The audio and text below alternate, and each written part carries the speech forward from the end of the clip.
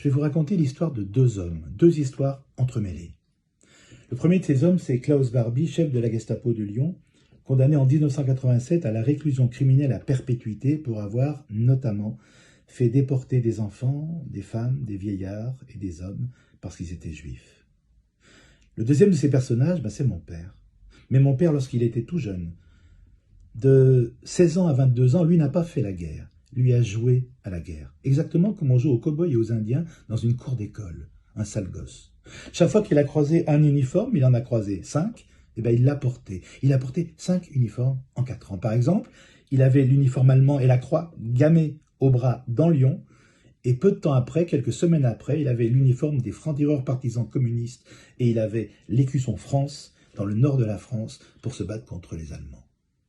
Cet homme-là, il a voulu un jour assister au procès Klaus Barbie. J'ai dit, viens papa, viens avec moi, parce que j'avais un doute quand même sur sa résistance. Il m'avait raconté sa résistance toute mon enfance, mais son père, mon grand-père, lui, m'avait dit, en fait, c'est faux tout ça, Serge. Tout ça, c'est faux, c'est-à-dire que il avait choisi le mauvais camp. Je l'ai vu habillé en allemand à Lyon, et je peux te dire une chose, c'est que tu es un enfant de salaud qui est le titre de mon livre.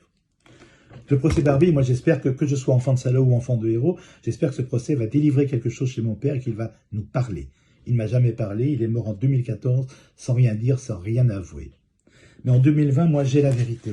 Ça y est, j'ai tout.